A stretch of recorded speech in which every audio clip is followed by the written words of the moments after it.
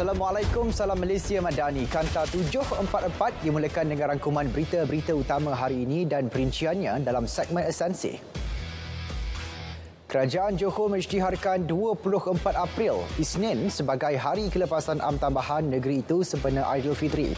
Keputusan selaras Seksyen 8 dan 9 Akta Hari Kelepasan 1991 Akta 369 tersebut diperkenan Sultan Johor Sultan Ibrahim Sultan Iskandar. Langkah pemberian 1 hari kelepasan am tambahan sempena Aidilfitri tidak berniat merugikan sektor swasta. Menurut Timbalan Menteri Kewangan, Datuk Seri Ahmad Maslan, ia bukan keputusan populis, sebaliknya bertujuan membantu dan mewujudkan suasana perayaan menjelang sambutan Aidilfitri. Sempena Aidilfitri, 500 tan daging import ditawar pada harga rahmah iaitu RM14.90 sekilogram. Lokasi jualannya di 90 pasar raya eksklusif seluruh negara sehingga esok. Inisiatif pihak swasta itu menyaksikan penjimatan RM5.10 daripada harga siling RM20 sekilogram yang ditetapkan. KPDM meneluskan kota tambahan petrol bersubsidi RON 95 dan diesel kepada syarikat minyak mulai esok hingga 4 Mei. Kota tambahan berkenaan akan diagih kepada 4,030 stesen minyak di seluruh negara bagi memastikan bekalan mencukupi sepanjang cuti perayaan ini. RM1 juta diterima Pulau Pinang bagi pembiayaan beasiswa kerajaan negeri. Beasiswa berkenaan terbuka kepada pelajar tahun 1 hingga 3 yang dilahirkan di negeri itu bagi semua pengajian kecuali perubatan dan pergigian. Permohonan boleh dibuat bermula 15 Mei. Tokoh budayawan dan seniwati Tan Sri Michelle Yeoh hari ini melakukan kunjungan terhadap Datuk Seri Anwar Ibrahim. Kunjungan bagi berkongsi kejayaan dan pengalaman beliau sebagai anak seni. Beliau turut membawa trofi Oscar yang dimenangi bagi merakam kenangan bersama Perdana Menteri.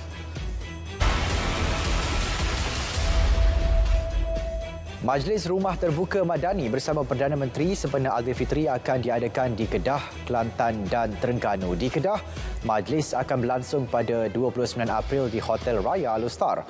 Di Kelantan pula pada 12 Mei bertempat di pekarangan Stadium Sultan Muhammad keempat. Keesokan harinya, majlis berlangsung di Dewan Al-Muktafi Billah Shah, Yuniza, Terengganu. Saudara, mood balik kampung sempena Aidilfitri merekodkan peningkatan aliran trafik di lebuh raya utama negara. Untuk perkembangannya, kita langsung bersama Muhammad Aswin Setia di Pusat Pengurusan Trafik Lembaga Lebuh Raya Malaysia. Aswin, silakan.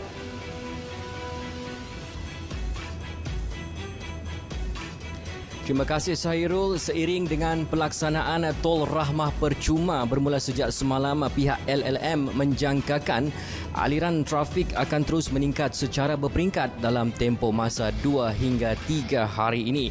Secara amnya, aliran trafik di beberapa lebuh raya utama lancar setakat ini walaupun berlaku pertambahan kenderaan. Baik, kita terus ke paparan skrin CCTV di lebuh raya utama negara dan kita mulakan lebuh raya di Bidor menuju ke Tapah.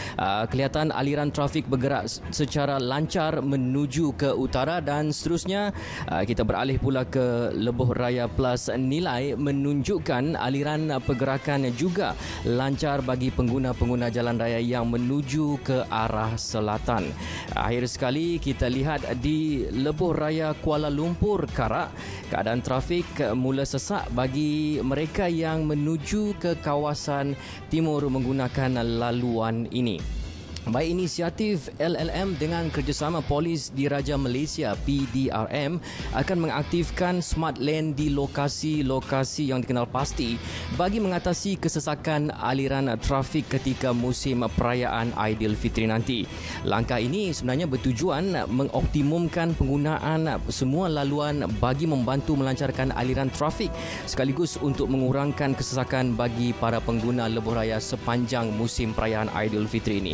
Selain daripada itu, LLM bersama-sama dengan Jabatan Pengangkutan Jalan Malaysia JPJ telah menguatkuasakan larangan kenderaan dagangan dan berat menggunakan jalan raya khususnya lebuh raya utama selama 4 hari bermula hari ini 20, 21, 24 dan 25 April. Baik pesanan khas kepada anda yang sedang dalam perjalanan menuju ke kampung halaman masing-masing. Dapatkan rehat secukupnya dan pastikan kenderaan anda dalam keadaan yang baik sebelum memulakan perjalanan anda. Pandu cermat sampai selamat. 1 Syawal, Jumaat atau Sabtu, raya tetap raya. Nantikan pengumumannya nanti sebentar lagi di RTM. Yang penting kita raya bersama-sama. Kembali bersama Syairul di Angkasa Puri. Baik, terima kasih Nasruddin di lokasi. Kita ikuti pula perkembangan aliran trafik di Perak. Untuk laporan semasa, kita bersama dengan Nur Ain Abu Bakar yang berada di hentian Rehat dan Rawat Tapah. Ain, silakan.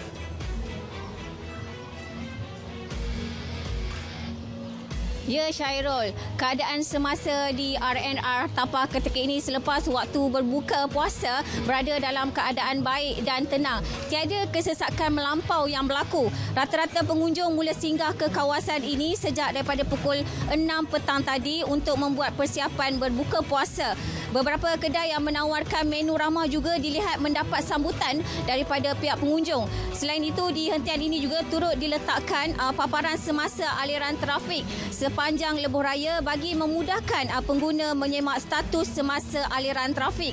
Dan untuk perkembangan terkini di lebuh raya utara Selatan Plus, terutama menghala ke utara, keadaan masih lagi terkawal dan hanya terdapat beberapa kawasan yang mengalami aliran trafik perlahan berikutan pertambahan jumlah kenderaan. Antara kawasan tersebut dari Slim River ke Sungai, Sungai ke Bidur, Bukit Merah ke Taiping akibat kemalangan jalan raya serta RNR Tapah ke Gopeng. Sementara itu, laluan Smart Lane di laluan Slim River ke Sungai juga telah ditutup menyebabkan trafik masih perlahan. Dan peningkatan jumlah kenderaan ini dijangka akan terus bertambah dari semasa ke semasa selepas waktu berbuka puasa dan akan berterusan sehingga esok. Dan sebelum ini, Exco Infrastruktur, Tenaga Air dan Pengangkutan Awam Negeri, Datuk Seri Muhammad Nizar Jamaluddin memaklumkan lebih 3 juta kenderaan dijangka akan memasuki Perak. Kemasukan ini melalui Lebuh Raya Utara Selatan dan Lebuh Raya Pesisiran Pantai Barat WE menjelang sambutan Aidilfitri. Jadi saya kira setakat itu dulu untuk perkembangan semasa dari RNR Tapah ini. Kembali semula kepada Syairul di studio. Silakan. Baik, terima kasih Ain di Tapah. Polis mengesahkan ada mengesan perbuatan mengalih, penghadang dan papan tanda sebagai penunjuk arah di laluan alternatif Gua Musang Kelantan, Kuala Lipis, Pahang. Perubahan lencongan jalan itu dipercayai dilakukan pihak tidak bertanggungjawab dan pentingkan diri. Perbuatan seumpama hanya menimbulkan kekeliruan kepada pengguna lain. 291 lokasi di seluruh negara dikenal pasti kerap berlaku nahas jadi tumpuan JPJ. 2,000 anggota penguatkuasa diletakkan di situ bagi memantau keadaan. Baik di ibu negara pula, lebih 50 hotspot dan 11 black spot kerap berlaku kemalangan dikesan. Antara kawasan terlibat ialah Jalan Kuching, Jalan Lok Yu dan Jalan Ceras. Anggota polis telah ditempatkan di lokasi berkenaan bagi mengawal dan melancarkan aliran trafik. Ketua Pesuruhjaya SPRM Tan Sri Azam Baki mengesahkan penahanan 2 pegawai agensi penguatkuasa di Kedutaan Malaysia di Bangladesh.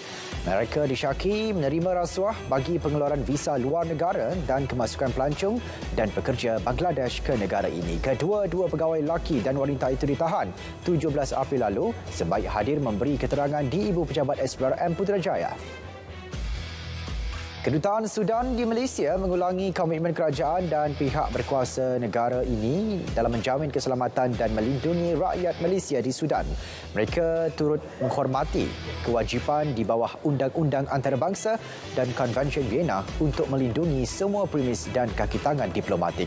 Kedutaan itu turut berterima kasih kepada rakyat dan kerajaan Malaysia atas empati dan solidariti terhadap rakyat mereka. Setakat ini, konflik di Sudan yang melibatkan pertembungan tentera dan pasukan separa tentera telah mengorbankan 300 orang.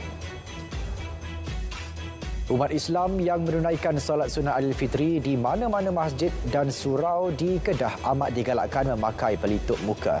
Jabatan Hal Ehwal Agama Islam Negeri memaklumkan nasihat diberi selari saranan Kementerian Kesihatan yang mahu langkah berwaspada terus dilaksana. Tindakan itu boleh memastikan penularan virus COVID-19 dapat dikawal dan dicegah. Galakan sama turut dibuat Kerajaan Negeri Sembilan. Bagaimanapun pemakaian pelitup muka tidak diwajibkan. Selain topeng muka, jemaah solat sunat Aidilfitri juga dinasihat membawa sejadah sendiri. Baik, 2,188 notis bernilai RM197,600 dikeluarkan KKM hasil pemeriksaan terhadap 51,849 premis Bazar Ramadan. 14 premis turut diarah tutup. Antara kesalahan yang direkod termasuk tidak jalani latihan pengendali makanan dan tiada suntikan anti-typhoid.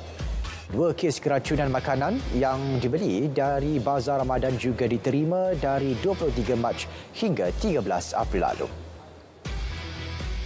Selepas lebih 20 tahun terbengkalai, kem udahan infrastruktur di kawasan perumahan Kampung Kroskan Serendah Selangor dipulihkan. Lebih RM5 juta peruntukan tabung pemulihan projek terbengkalai digunakan bagi membangunkan kemudahan jalan betar, saliran, retikulasi, pembentungan, bekalan air dan elektrik, lampu jalan serta padang permainan di kawasan itu. Cadangan pemulihan infrastruktur berkenaan diluluskan pada Julai 2019.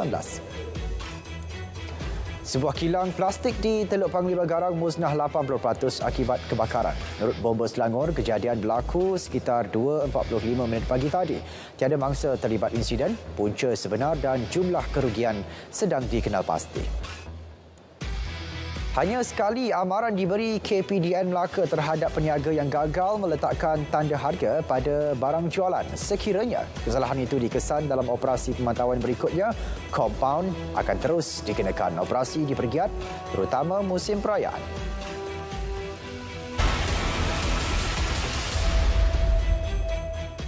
Kesatuan Pekerja Argentina turun ke jalanan berhubung situasi kos sara hidup dan perjanjian pinjaman dengan tabung kewangan antarabangsa IMF di Buenos Aires. Peserta demonstrasi turut mendirikan kemah di depan Istana Presiden dan bermalam di situ.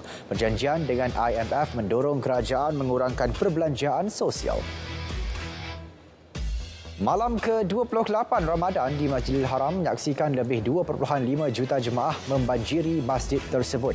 Selain solat tarawih diimamkan Ketua Hal Ehwal 2 Masjid Suci Sheikh Abdul Rahman Al-Sudais, jemaah turut menyertai program Khatam Al-Quran. Program Khatam menandakan bacaan kitab suci berkenaan selesai dibacakan sepanjang solat tarawih sejak awal Ramadan.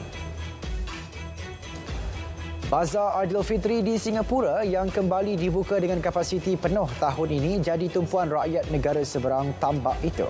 Antara yang terbesar, Bazar Geylang Serai memiliki 700 gerai jualan. Ia 10 kali ganda besar berbanding tahun lalu. Bazar terbabit beroperasi selama 36 hari. Ia menjadi tumpuan semasa oleh orang ramai yang bahu membuat persiapan menyambut Syawal. Semasa COVID-19, Bazar Aidilfitri di Singapura tidak beroperasi selama 2 tahun. Ia kembali dibuka selepas tahun lepas dengan kapasiti kecil bagi mengekang jangkitan wabak. 300 dilaporkan terbunuh setakat ini akibat pertempuran berterusan antara tentera Sudan dan pasukan separa tentera RSF.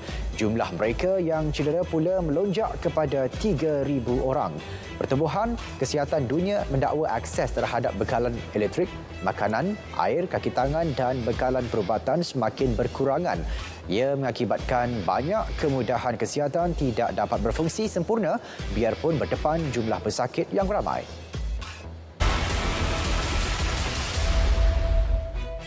Usaha terancang bagi meningkatkan kos dan halangan terhadap sektor sawit Malaysia. Itu respons timbalan Perdana Menteri susulan keputusan Parlimen EU meluluskan Undang-Undang Ekspor Produk yang menyumbang kepada penebangan hutan. Jelas Datuk Seri Farida Yusof, ia turut memberi kesan buruk terhadap 450,000 pekebun kecil selain meningkatkan tahap kemiskinan kerana pengurangan pendapatan isi rumah.